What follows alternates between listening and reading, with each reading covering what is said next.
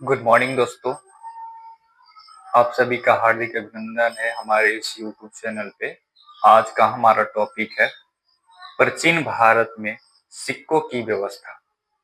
आप वर्तमान समय में देख रहे होंगे कि नोटों का परिवर्तन, सिक्कों में परिवर्तन, हर जो अर्थव्यवस्था की गतिविधि है वो सिक्कों से ही होता है।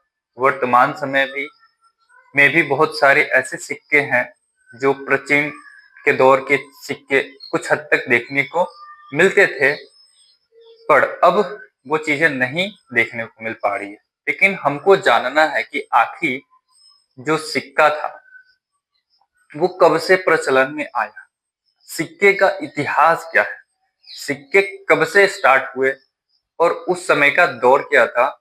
हम लोगों को उस चीज को समझना है। तो आइए हम उस चीज को समझें, और समझने से पहले मैं दो लाइनें कहूंगा और ये सुविचार है।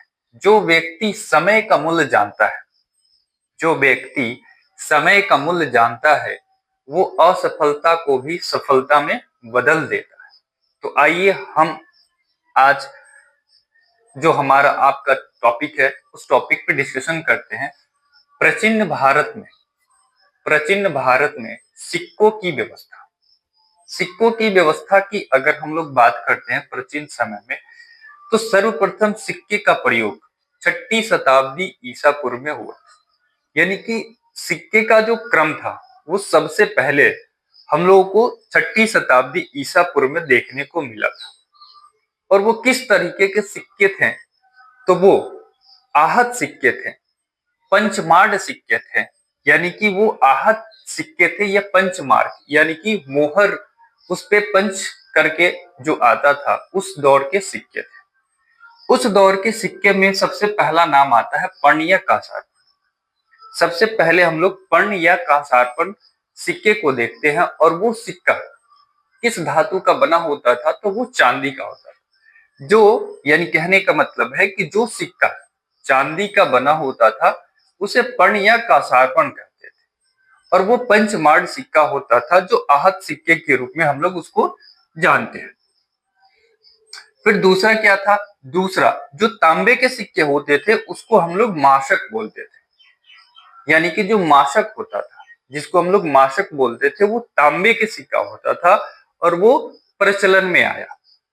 फिर आगे बढ़ते हैं, हम लोग जानते हैं कुछ इस सिक्के के बारे में जो मुख्यतः आप एग्जाम में देखेंगे कि पूछे जाते हैं सिक्के से रिलेटेड क्वेश्चन, कि आखिर ये सिक्के कब से प्रचलन में लाए और किसके शासन के दौर में ये सिक्के स्टार्ट हुए। तो सबसे पहले हम लोग देखते हैं कि सर्वप्रथम तिथि युक्त एवं शुद्ध सोना, यानी कि सर्वप्रथम तिथि युक्त और शुद्ध सोने का प्रयोग कब से किसके शासन में किया गया था और वो कौन थे शासक?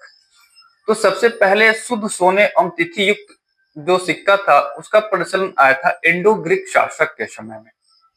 इंडो ग्रीक के शासक के समय में आप देखोगे कि शुद्ध सोना आया था और वो सबसे पहला था। शुद्ध सोना वो सबसे पहला था। फिर अगर हम बात करते हैं कि सर्वप्रथम शुद्ध सोने की सिक्के, मतलब कि उसमें किसी भी प्रकार की अगर कोई मिलावट ना हो और शुद्ध सोने थे, तो वो कुषाण के समय में थे। ठीक। और फिर दूसरा आता है कि सबसे भारी स्वर्ण सिक्के। अगर मैं भारी की बात करूं सोने के सिक्के की, मतलब वो भारी होगा, वेट में भी भारी होगा। तो उस दौर में सबसे भारी सोने के सिक्के जो चलाने वाले शासक थे वो क्या थे? गुप्त शासक थे।